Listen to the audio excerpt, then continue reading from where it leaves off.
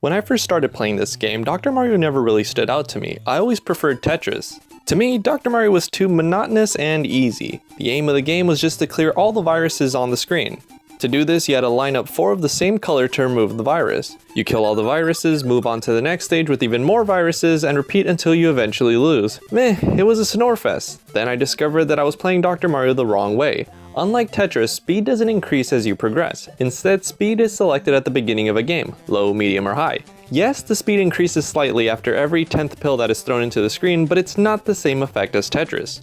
The only way to really kick the game into high gear is to pick a higher speed setting, which to me seemed pointless.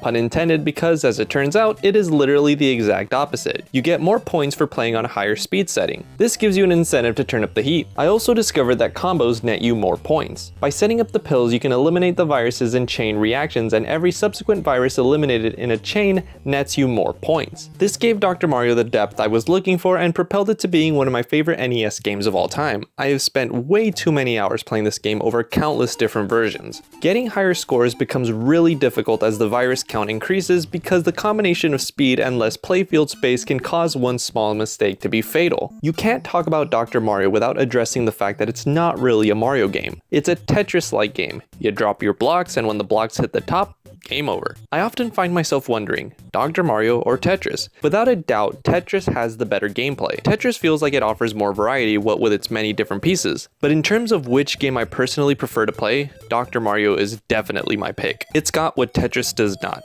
Presentation. Yeah, cosmetics in a puzzle game are kind of useless, but you'd be surprised how far it can take an experience. All this going on around the screen doesn't really matter much, but it does kind of give you a sort of goal and narrative. These little bad guys, you come to dislike them. The way they strut around dancing to the music like they own the place, stupid motherfucking pieces of shit. The way they strut around dancing to the music makes you want to beat up these smug little devils. The way they writhe in agony as you eliminate each virus until eventually you get the last one and you can watch that little freak pop like the good-for-nothing flu-causing son of a bitch until you eventually get the last one and you watch the viruses disappear. Mario serves the role of the protagonist. It's not what I would call a Mario game in the traditional sense, but you know he's trying to help and that these viruses are the bad guys. This helps give Dr. Mario the edge in my opinion over Tetris. It's not like Tetris needs a story or the appealing presentation of Dr. Mario to seal the deal. For me, I enjoy both the gameplay of Tetris and Dr. Mario, but when it comes to picking a game, I just tend to gravitate towards Dr. Mario. Evidence that not all Tetris clones are subpar. Dr. Mario is a very addicting experience. Coupled with catchy music, and you've got an instant classic. If you're a fan of puzzle games, odds are you're already familiar with this game. And if you're on the fence about checking out this game, I think you'll be pleased with the experience. Dr. Mario, one of the NES's all-time classics, and one of my personal favorite games ever.